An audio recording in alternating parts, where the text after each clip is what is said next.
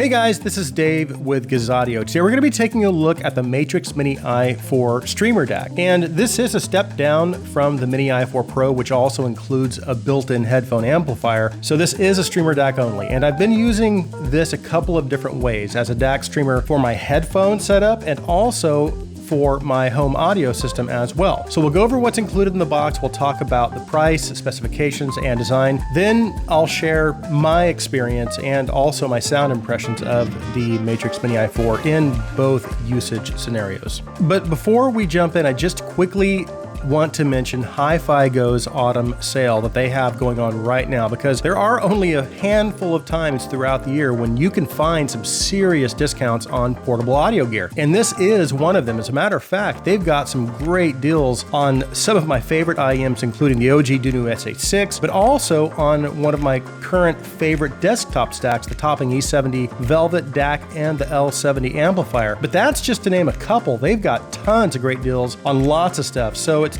best if you just head over there and look for yourself right now, because the sale is only going through, I think, August 28th. Oh, and also, I don't want to forget to tell you, they have a great deal going on the 8-wire version of the Effect Audio Cadmus cable right now, which this is the 4-wire version right here that came with the C-Audio Nico, and I am going to be reviewing this very, very soon, but I think they've got the 8-wire version of this on sale. Again, it's the Effect Audio Cadmus cable for around $280 right now, if I'm not mistaken.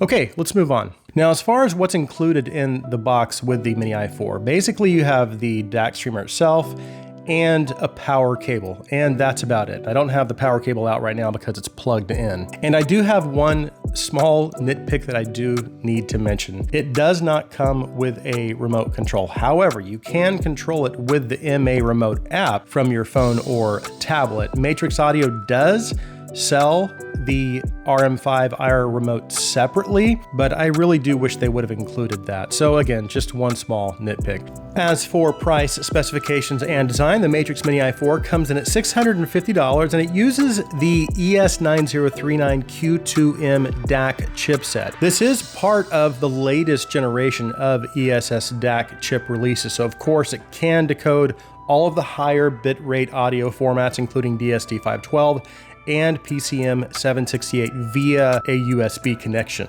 Through the HDMI, optical, and coaxial, it can decode up to 24-bit PCM. Most of my streaming was done either with Tidal or with the DLNA server I had set up through my main PC, which I have to say, that was fairly easy to use, and it was also pretty easy to set up. On the front of the Mini i4, we have a 3.5-inch color touchscreen along with touch arrow indicators. One allows you to scroll through the input settings, and the other is a volume control. And the only physical button on the entire thing is the power button on the top.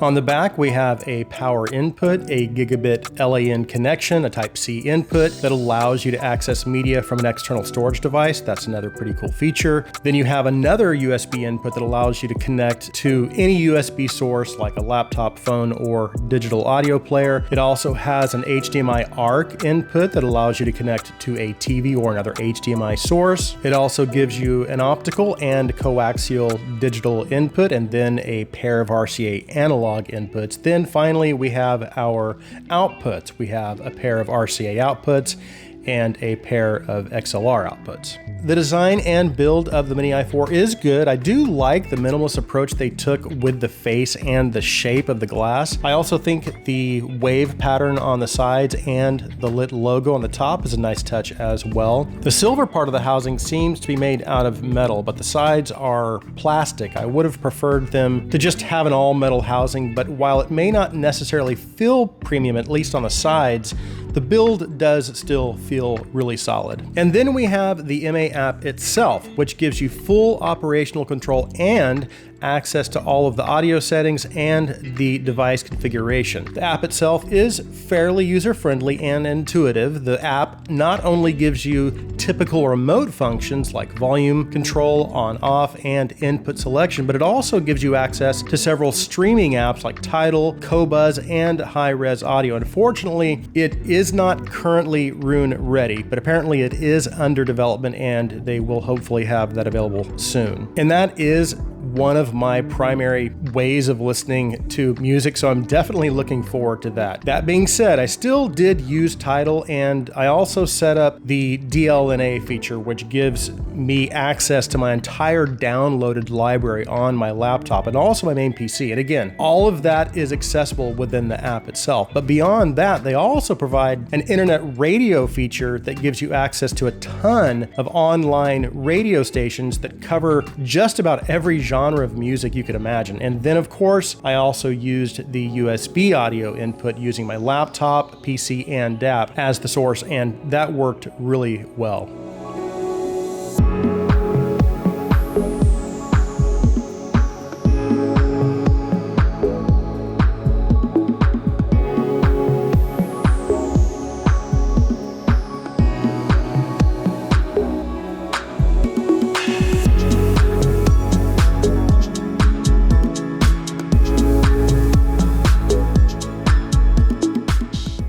Okay, let's talk about the sound of the Matrix Mini. So as I had mentioned in my opening, I used the Mini i4 in a few different scenarios with my home audio setup connected as a source to my Cambridge amp, which was then powering my LS50 Metas and also my R300s. I also paired it with my L70 headphone amplifier, which I have set up in my living room.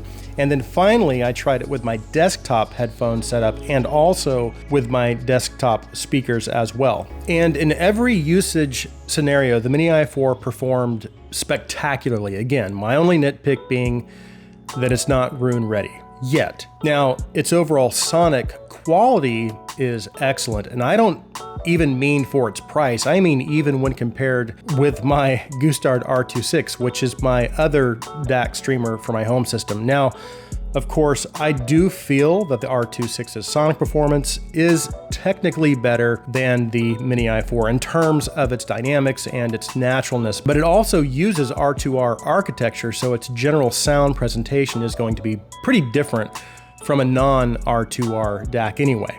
So that's on the home audio side, but even on the headphone side, it can perform competently enough to keep up with even some of my past and current favorite headphone DACs in this price range. So let's go ahead and break the sound down of the Mini i4 just a little further. In terms of its general presentation, it's what I would consider to be linear and uncolored, but at the same time, it doesn't come across as clinical or cold either. There is still something about how instruments and vocals sound that keeps it from kind of falling into that clinical territory, but it's not what I would consider to be warm either. It sits very comfortably right between clinical and musical, so you kind of get the best of both worlds. And it gives you excellent amounts of detail, again, while also rendering instruments very naturally. And those attributes are sustained throughout the entire frequency spectrum, so bass notes are linear and generally just sound correct.